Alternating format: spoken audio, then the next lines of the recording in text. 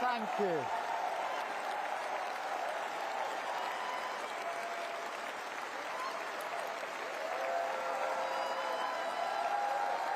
Thank you.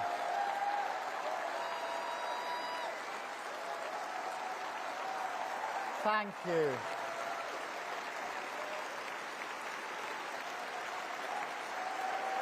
Thank you. Thank you very much, conference. Thank you. Thank you.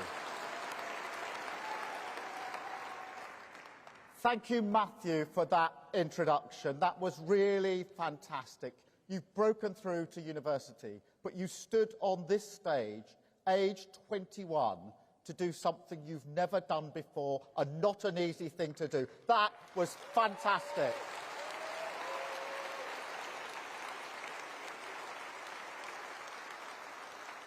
And thank you, conference. Thank you from the bottom of my heart. Thank you, conference, for everything you have done to fulfil the basic duty of our party, our Clause 1, so we can return this great nation to the service of working people. Thank you, conference.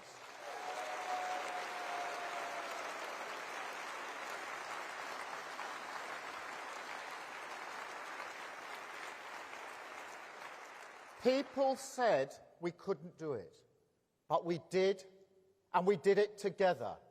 And look at this now, a record-breaking conference, the biggest attendance ever in our history.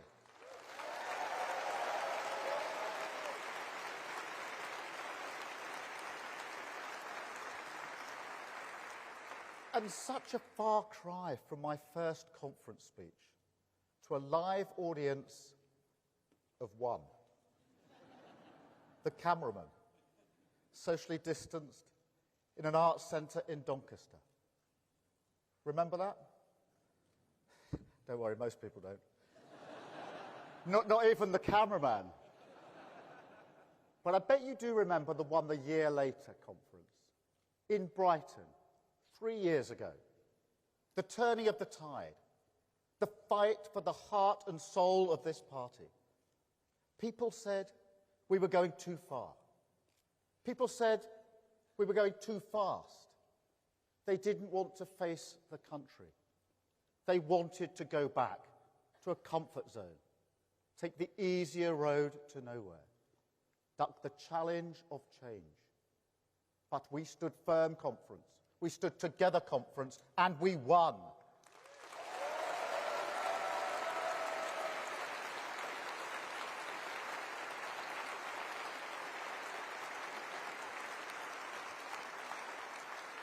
So take pride in your victory. Take pride that Labour won in every single region in England. Take pride that Labour won in Wales. Take pride that Labour won in Scotland.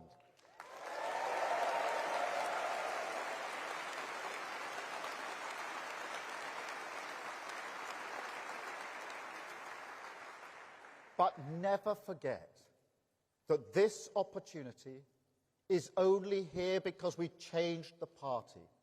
Country first, party second, that isn't a slogan.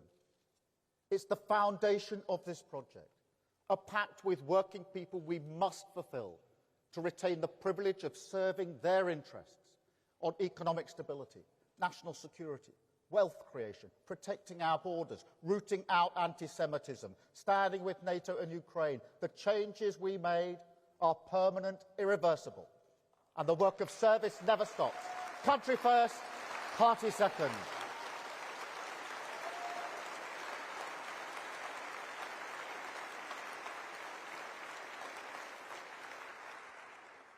But conference, for many people in this city, the speech they may remember was the one here 2 years ago.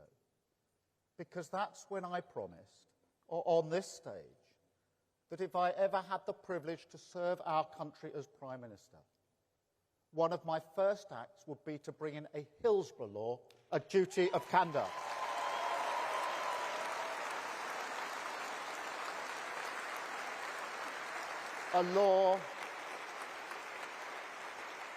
A law for Liverpool, a law for the 97, a law that people shouldn't have had to fight so hard to get, that will be delivered by this Labour government.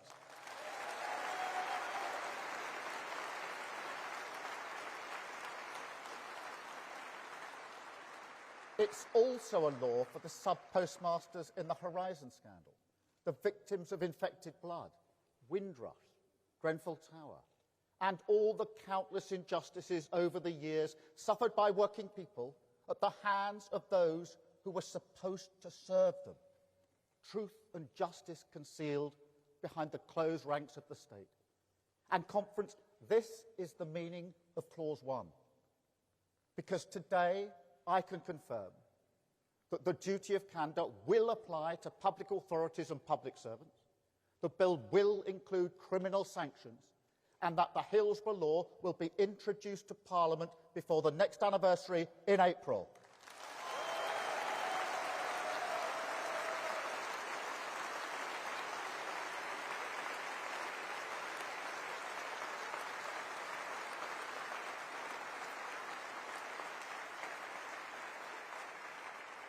It's work that shows how a government of service must act in everything it does.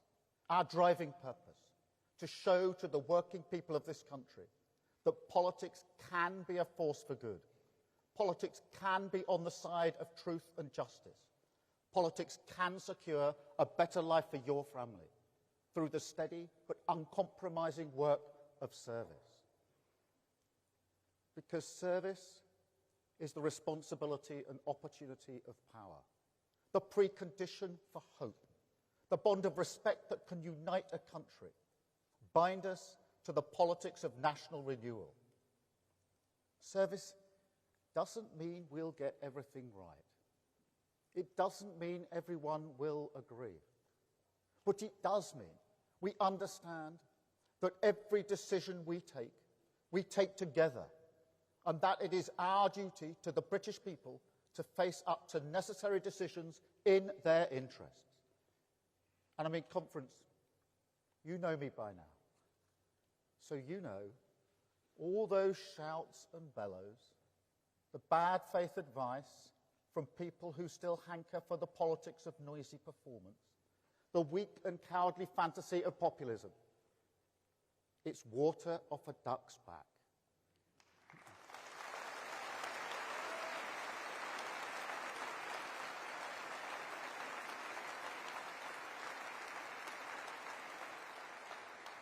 Mere glitter on a shirt cuff. It's never distracted me before, and it won't distract me now. This is a long-term project. I've never pretended otherwise. But Conference, make no mistake, the work of change has begun. The patient, calm, determined era of politics as service has begun. Planning reformed, doctors back in theatre, new solar projects, new offshore wind projects, the onshore ban lifted, Great British Energy launched, one-word Ofsted judgments ended, a border security command, a national wealth fund, getting Britain building again, the Renters Reform Bill, stopping no-fault evictions, and the Railway Services Bill, bringing railways back into public ownership.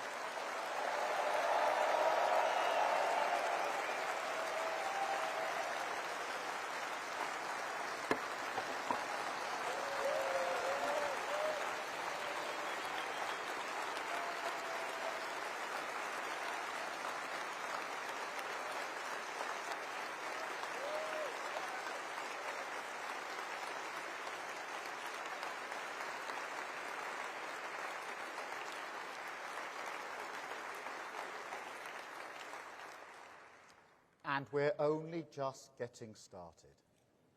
A crackdown on knife crime, a real living wage, a modern industrial strategy, a 10-year plan for our NHS, devolution to our nation's regions and cities, the biggest levelling up of workers' rights in a generation, more teachers, more neighbourhood police, more operations, rebuilding our public services.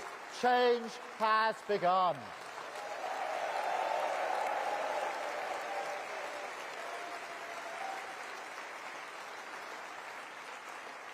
and every single one a necessary step on a longer journey.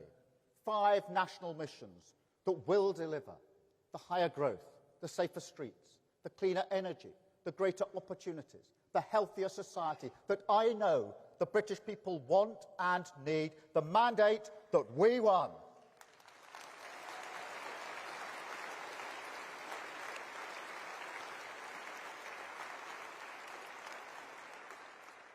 But also something even more precious, our economy stabilised, the foundations of this country fixed, Tory rot cleared away.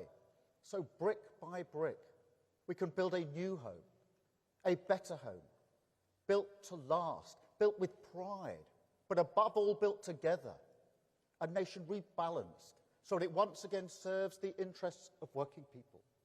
And through the power unleashed by that process, a renewal of who we are, a country that gives equal voice to every person, a country that won't expect you to change who you are just to get on, a country that doesn't just work for you and your family, but one that recognises you, that sees you and respects you as part of our story, a Britain that belongs to you.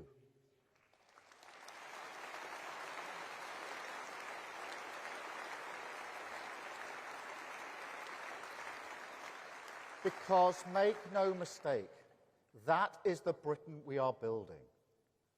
Change isn't a few lines on a graph moving in the right direction. Change isn't a good Labour policy or two delivered, while the broader settlement remains untouched. No, change must mean nothing less than national renewal. Not a return to the old ways, nor a new path entirely, but a rediscovery in the full glare of the future of who we are. The trouble is, conference, just as we found with the Labour Party 4 years ago, Britain is no longer sure of itself. Our story is uncertain. The hope beaten out of us. There's pride, of course there is. Pride in our communities, especially. And there's respect too, all around the world. Trust me, nobody anywhere doubts that this is a great nation, a nation known for our creativity, our artistic skill, our scientific genius, and of course, our pragmatism. Quality that, combined with the industry and pride of working people, have not just rewritten our own story, but also that of the world. We could do that again.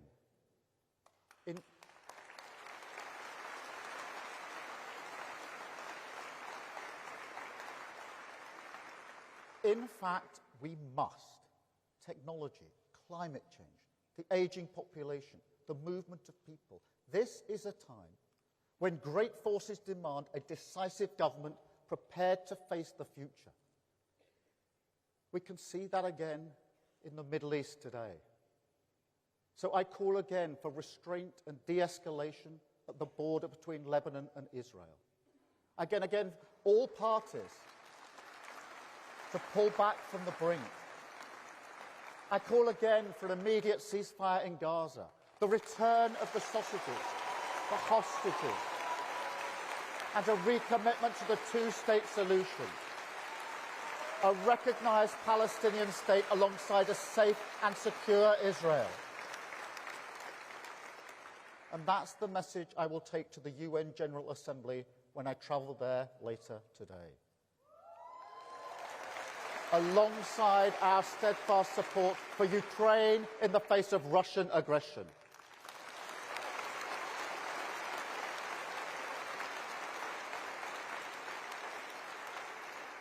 And in this uncertain world, I also pay tribute to our armed forces for all they do to keep Britain safe.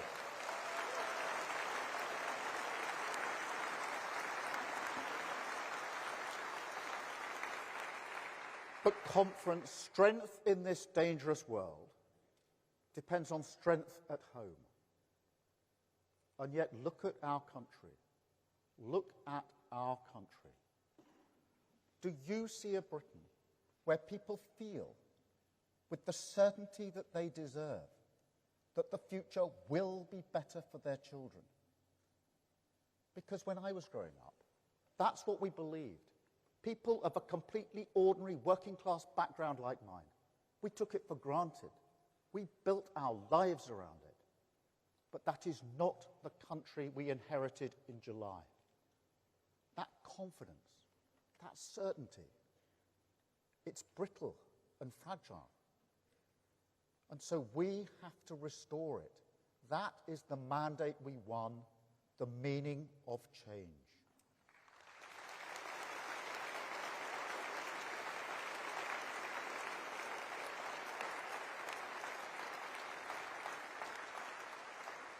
And it all comes back to that question.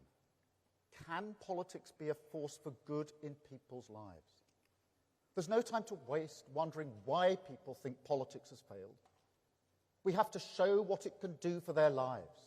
Restore, after 14 years of chaos, faith in the values that have always guided this nation. The stability, moderation, the common sense, keeping a cool head, staying the course, facing the future, the defiance of ambition, the determination of service, and above all, our faith, no matter the challenge, in practical solutions that work. Not the easy answers that may well move a crowd, but do not move a nation forward. No conference.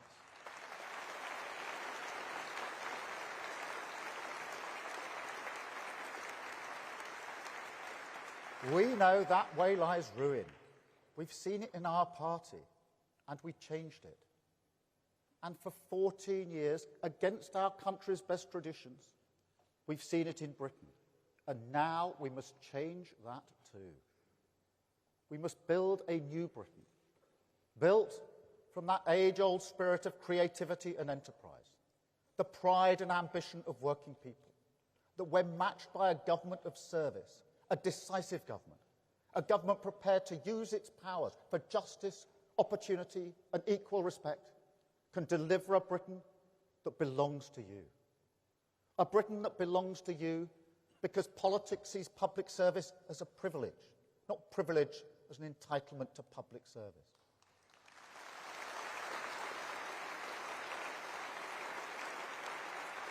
A Britain that belongs to you because government is mission-driven and serious, clear, measurable targets, progress displayed publicly, so every single person in this country can judge our performance on actions, not words.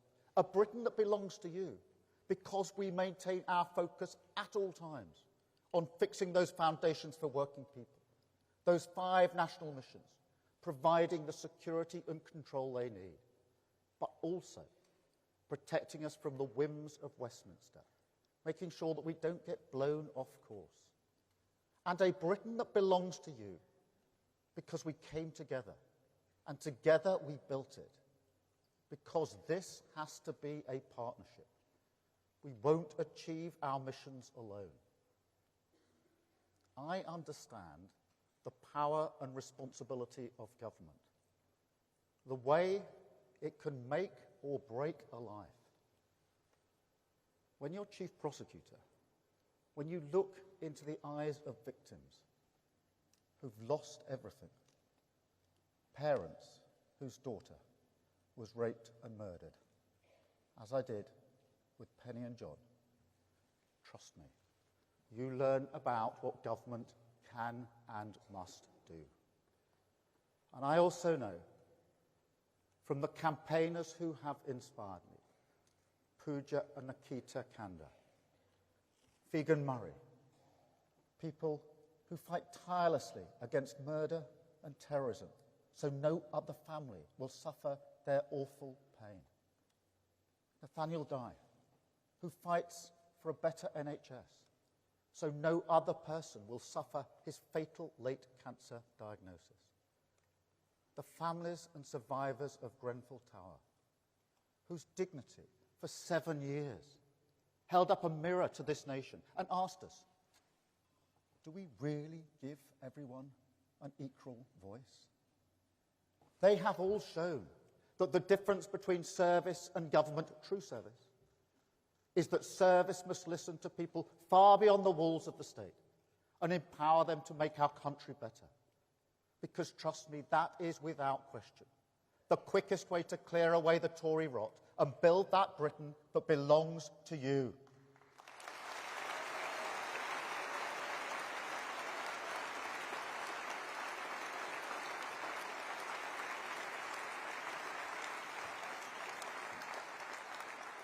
And so change begins, because there is another injustice hiding in plain sight in our streets, in every town and city in this country.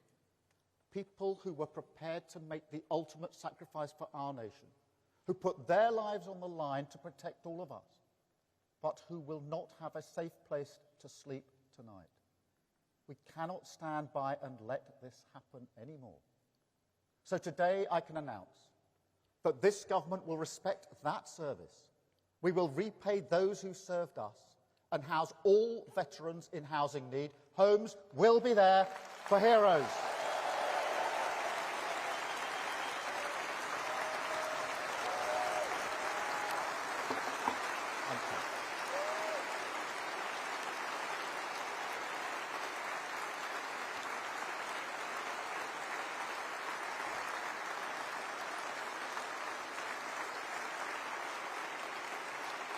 Thank you.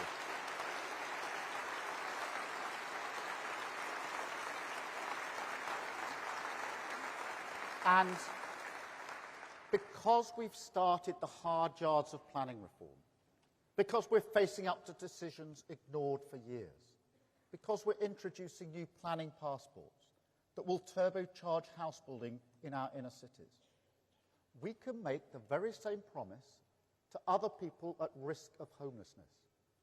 Young care leavers, victims of domestic abuse.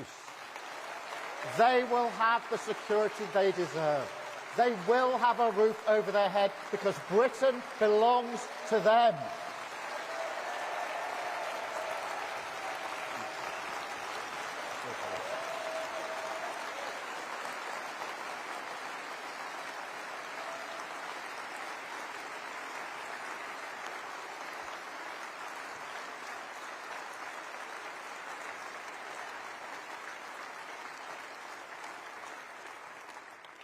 And another thing, conference, another promise kept.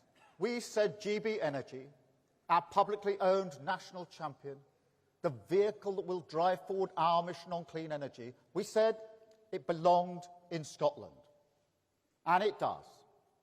But the truth is, it could only really ever be based in one place in Scotland. So today I can confirm that the future of British energy will be powered, as it has been for decades, by the talent and skills of the working people in the Granite City, with GB Energy based in Aberdeen.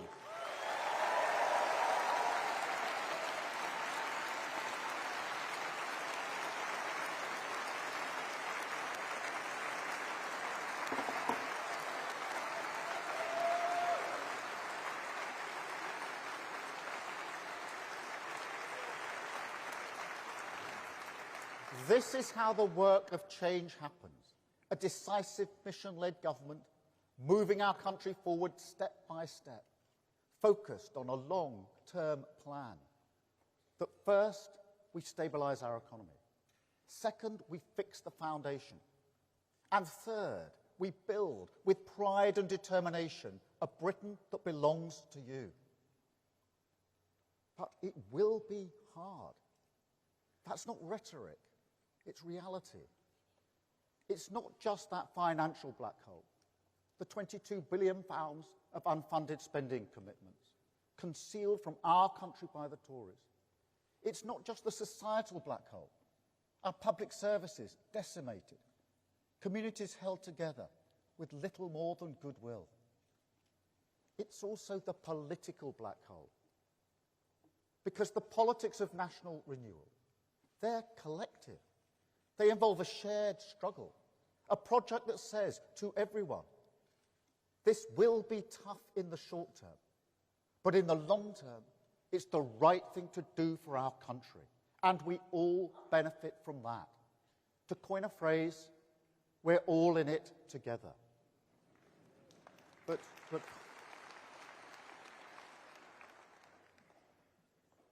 that's just it, isn't it? People have heard it all before, and they listened. I ran a public service in the early days of austerity. People did everything asked of them to find a way forward. They did it in the pandemic as well. Saved the lives of people they will never meet, all while their government broke the very rules that they followed. And so people ask us now, as we seek patience in pursuit of national renewal, what will we get to show for it? I understand that. After all, what they're used to is a lie, an act, a charade, a performance. You may call it populism. Many people do. But I prefer to call it the politics of easy answers, because at its core, that's what it is. A deliberate refusal to countenance tough decisions, because the political pain is just too much. Party first, country second. Take Rwanda, a policy they knew from the beginning would never work, was never supposed to work. £700 million of your money frittered away on something that was never a credible option, because politically it was an easier answer. And just look at the difference you can make if you bring the curtain down on the show. A 23% increase in returns of people who have no right to be here compared with last summer. But it's not just Rwanda. It was the same story on everything. Energy security, the housing crisis, telling people they're tough on crime without building enough prison places. 14 years of performance. 14 years of exploiting problems, not solving them, mining the pits of division, searching them for conflict, fixing your attention on those issues, not on growth, technology, climate change, public services, the ageing population, the cost of living crisis, or any of the challenges that this country desperately needed to face up to.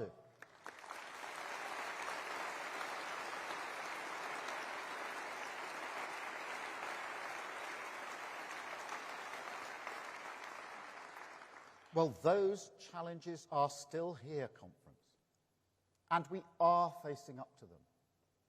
But do not forget what they did, and do not let them attempt to shift the blame, because the state of our country is on them.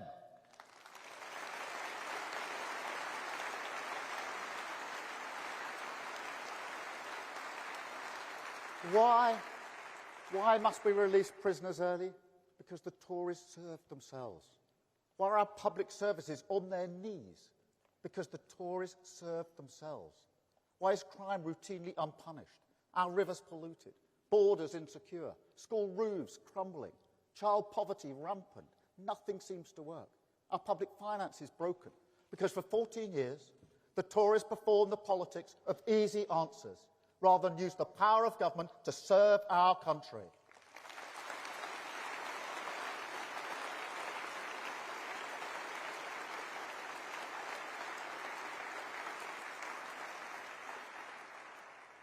Yet still those wounds of trust must be healed. Still that question calls to us. What will we get to show for it? So let me answer that directly and address anyone nervous about the difficult road ahead. Because I know this country is exhausted by and with politics. I know that the cost of living crisis drew a veil over the joy and wonder in our lives, and that people want respite and relief, may even have voted Labour for that reason. So first, let me be clear. Our project has not and never will change. I changed the Labour Party to restore it to the service of working people, and that is exactly what we will do for Britain. But I will not do it with easy answers. I will not do it with false hope. Not now, not ever. That's how we got here in the first place. So I know, after everything you've been through, how hard it is to hear a politician ask for more. But deep down, I think you also know that our country does need a long-term plan and that we can't turn back. The state of our country is real. However, I would also say this. This is a government of service. And that means, whether we agree or not, I will always treat you with the respect of candour, not the distraction of bluster. And the truth is that if we take tough, long-term decisions now, if we stick to the driving purpose behind everything we do, higher economic growth, so living standards rise in every community, our NHS facing the future, waiting lists at your hospital down, safer streets in your community, stronger borders, more opportunities for your children, clean British energy powering your home, then that light at the end of this tunnel, that Britain that belongs to you, we get there much more quickly.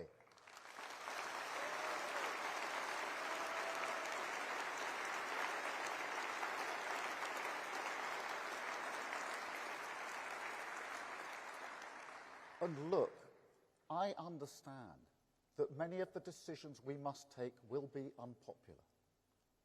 If they were popular, they'd be easy. But the cost of filling that black hole in our public finances, that will be shared fairly. We will get the welfare build-out because we will tackle long-term sickness and support people back to work. We will make every penny work for you because we will root out waste and go over tax avoiders. There will be no stone left unturned, no innovation ignored, no return to Tory austerity. We will rebuild our public service, protect working people, and do this in a Labour way, and that is a promise.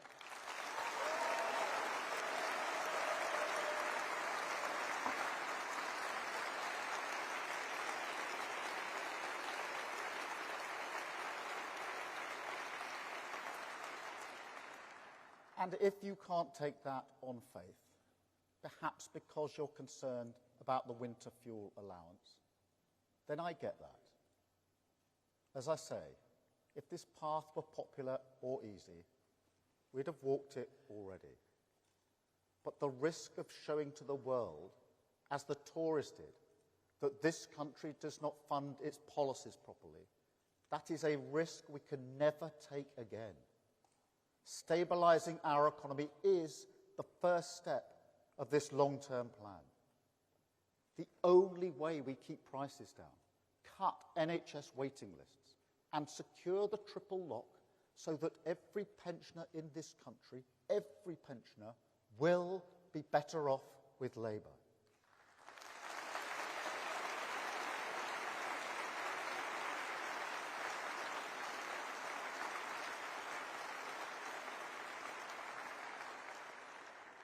But more broadly, I also say this, that as we take on those massive challenges the Tories ignored, the time is long overdue for politicians to level with you about the trade-offs this country faces.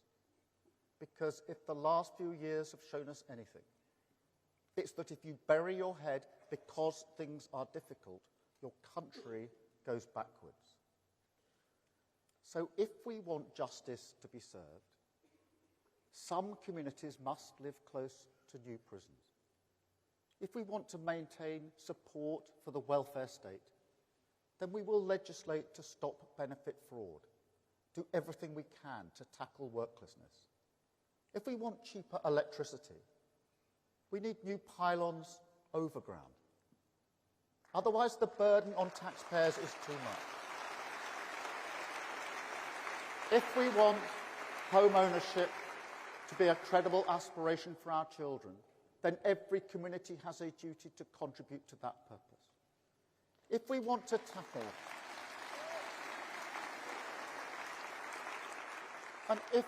tackle illegal migration seriously, we can't pretend that there's a magical process.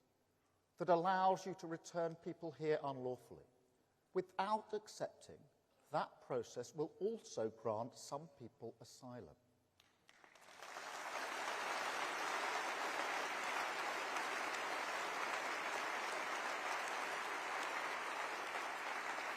And if we're serious about levelling up, then we must be proud to be the party of wealth creation, unashamed to partner with the private sector, and perhaps most importantly of all, that just because we all want low tax and good public services, that does not mean that the iron law of properly funding policies can be ignored.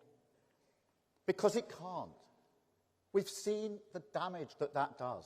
And I will not let that happen again. I will not let Tory economic recklessness hold back the working people of this country.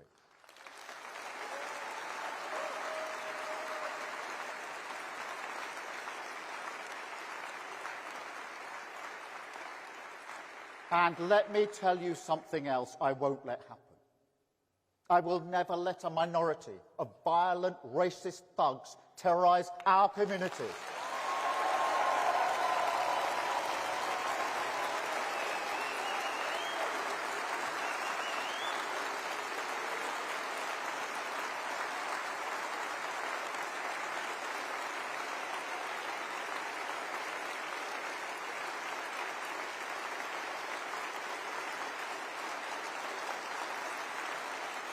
Thank you.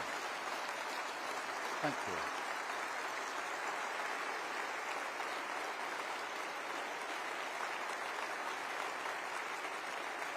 you. Look,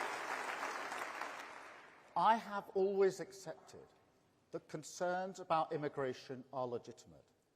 It is, as point of fact, the policy of this government to reduce both net migration and our economic dependency upon it. I have never thought we should be relaxed about some sectors importing labour, when there are millions of young people, ambitious and highly talented, who are desperate to work and contribute to their community. And trust me, there are plenty of examples of apprenticeship starts going down at the very same time that visa application for the same skills are going up. So we will get tough on this. But at the same time, we'll also get our skills system right. We've got to give businesses more flexibility to adapt to real training needs, and also unlock the pride, the ambition, the pull of the badge on the shirt that young people feel when building a future not just for themselves but for their community. So we will introduce new foundation apprenticeships, rebalance funding in our training system back to young people, align that with what businesses really need. The first step to a youth guarantee that will eradicate inactivity and unemployment for our young people once and for all.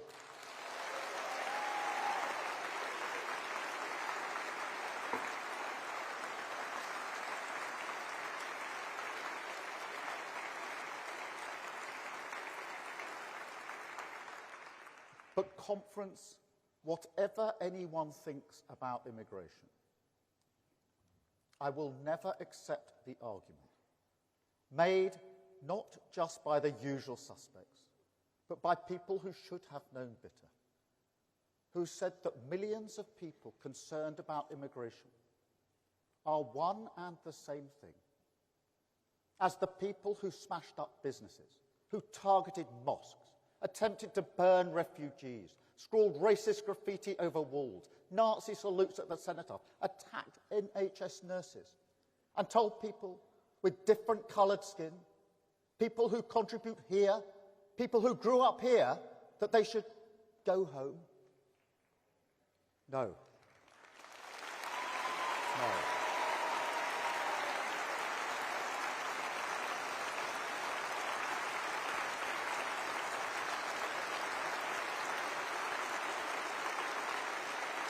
No conference.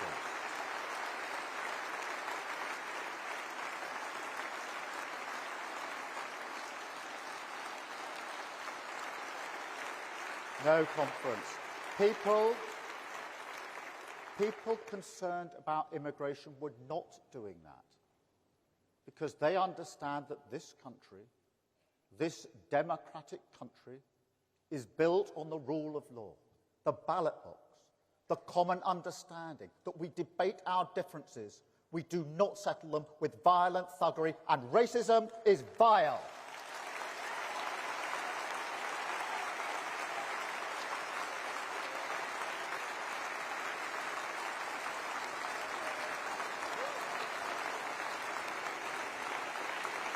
Thank you.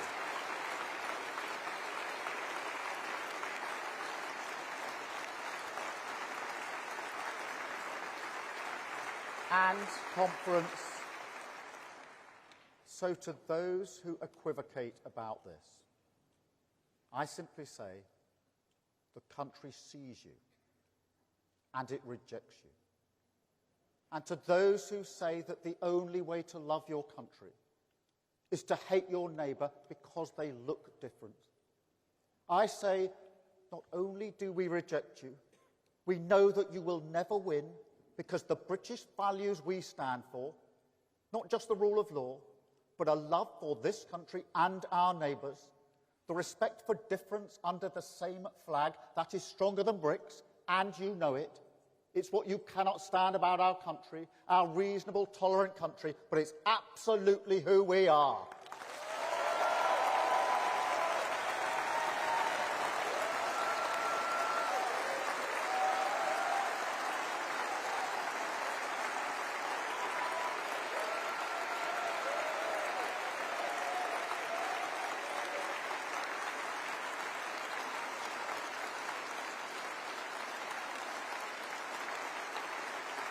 No conference. The debate is not about the worth of migrants. That is toxic, and we must move beyond it. It's about control of migration. It's always been about control. That is what people have voted for time and again. And look, they weren't just ignored after Brexit. The Tories gave them the exact opposite. An immigration system deliberately reformed to reduce control.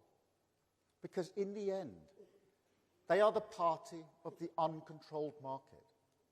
Now, don't get me wrong. Markets are dynamic. Competition is a vital life force in our economy. This is a Labour Party proud to say that. We work hand in hand with business. But markets don't give you control. That's almost literally their point. So if you want a country with more control, if you want the great forces that affect your community to be better managed, whether that's migration, climate change, law and order, or security at work, then that does mean more decisive government. And that is a Labour government. Taking back control is a Labour argument.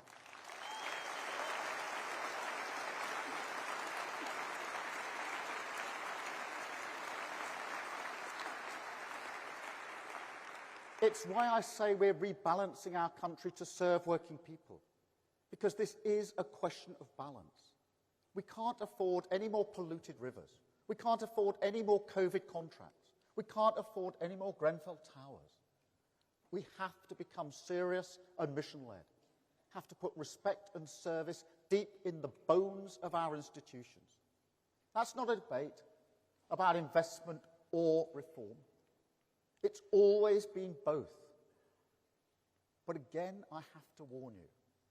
Working people do want a more decisive government. They do want us to rebuild our public services. And they do want that to lead to more control in their lives. But their pockets are not deep. Not at all. So we have to be a great reforming government. Our NHS reformed, so patients have more control over their health. Our energy system reformed, so our country has more control over its security. Police and justice reformed, so communities have more control of their street. Education reformed, so children have more control of their future. And our economy reformed, with the unique force that is economic growth, giving every community the breathing space, the calm, the control, to focus on the little things they love in life, not the anxiety and insecurity we have now. because we do need joy. We do need that in our lives. And one place that has always done that for me, Conference, I told you about it last year. It's the Lake District.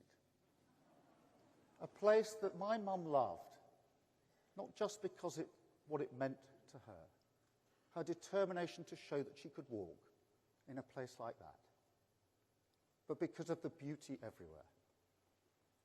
And last year, I took my family to the old cottage where we used to stay as children in the Lake District. We walked up to the cottage, stood outside. It must have looked a little odd. And the couple who live there now, they came out.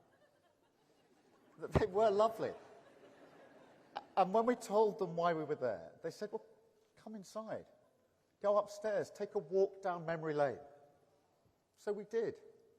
Came back outside. We're chatting.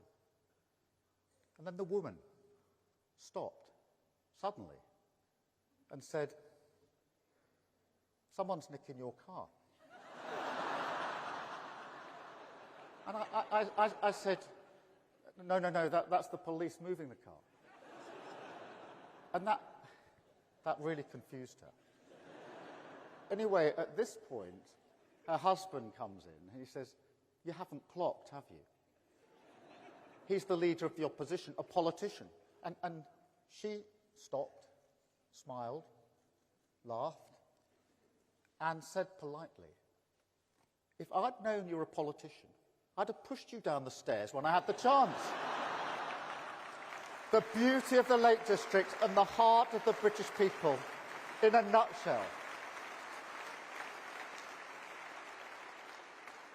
But seriously, when you're walking around in a place like the Langdale Valley, when you can see the grass there every bit as green as it was 14 years ago, it's a reminder and an inspiration that yes, things change, and some things need to change, but some things do not.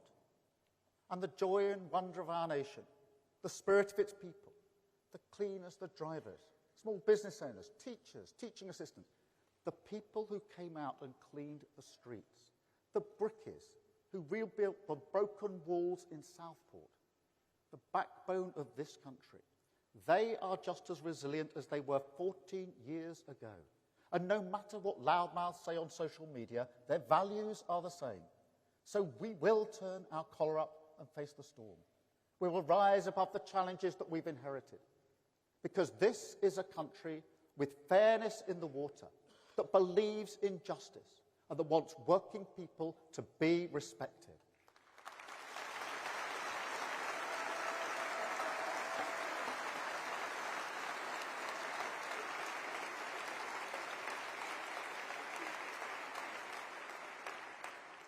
And also for opportunities to be there for your children.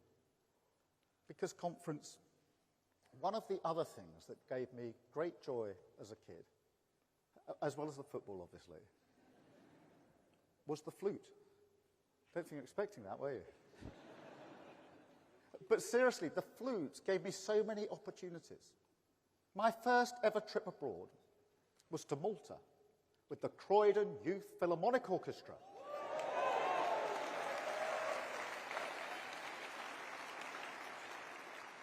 And I'm sure everyone here will know the feeling of being drawn in by music, getting lost in something bigger than yourself, or being moved by a book, a painting, a play.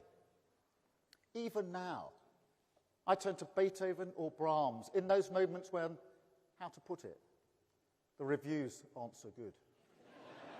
I've got Shostakovich lined up for tomorrow.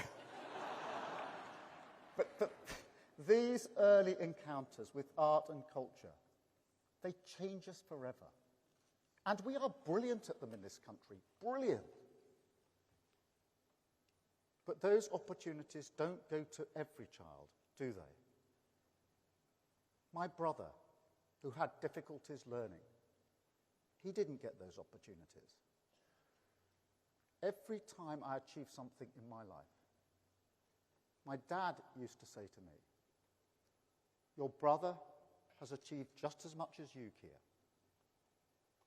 And he was right. I still believe that. But this is what we do in this country, isn't it? We elevate the stories of the individuals who go to the Guildhall School of Music, the Prime Minister from a pebble-dash semi, the working-class few who do break through the class ceiling. I don't blame anyone for that. I am guilty of it. It gives hope to people. It's important to tell those stories. But it's not everyone, is it? And we must remember everyone conference, because everyone deserves the chance to be touched by art. Everyone deserves access to moments that light up their lives. And every child deserves the chance to study the creative subjects that widen their horizons, provide skills employers do value, and prepares them for the future, the jobs and the world that they will inherit.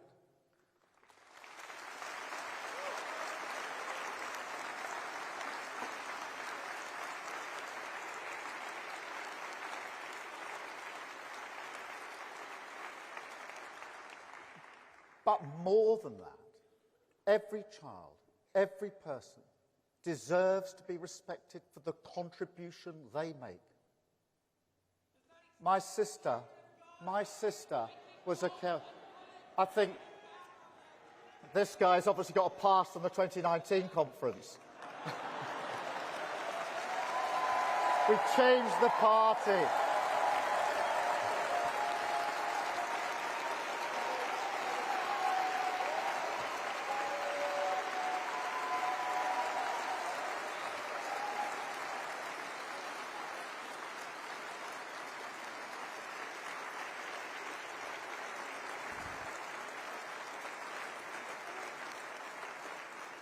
While he's been protesting, we've been changing the party. That's why we've got a Labour government.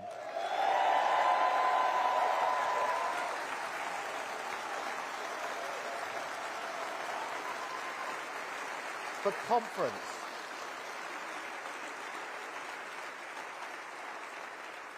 The point I was making is this: every child, every person deserves to be respected for the contribution they make.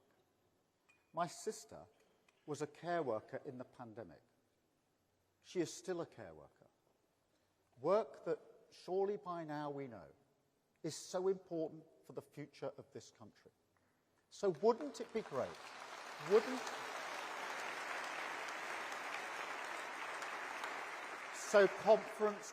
it be great if this was always and also a country where, because of that contribution, that vital, life-affirming work, she could walk into any room and instantly command the same respect as the Prime Minister? Because those are my values, that is what I believe, and those are the values of the Britain that we will build.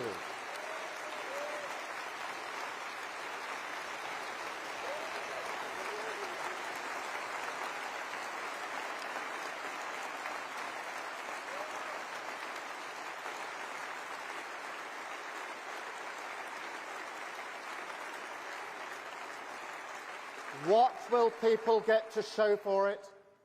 They will get a country with its future back, renewed by respect and service, rebalanced towards the interests of working people, confident in its values and story, because together we took action. Millions who feel better off, without just being told they're better off by politicians, going to the supermarket without a calculator, because the nation's numbers now add up. More money in their pocket to do the things they love. More faith in their public services, because once again Labour rebuilt them. An NHS facing the future. More security and dignity at work. Town centres thriving. Streets safe. Borders controlled at last. Clean energy harnessed for national renewal. New homes, new towns, new hospitals, roads and schools. A new future for our children. That is what people will get, and mark my words, we will deliver it. People said we couldn't change the party, but we did. People said we wouldn't win across Britain, but we did. People say we can't deliver national renewal, but we can and we will. We will stabilise our economy, clear out the Tory rot, fix the foundation and deliver the mandate of change. A Britain built to last, built with respect, built with pride, because together we have shown that Britain belongs to you. Thank you, conference. Thank you. Thank you. Thank you, conference. Thank you. Thank you, conference. Thank you.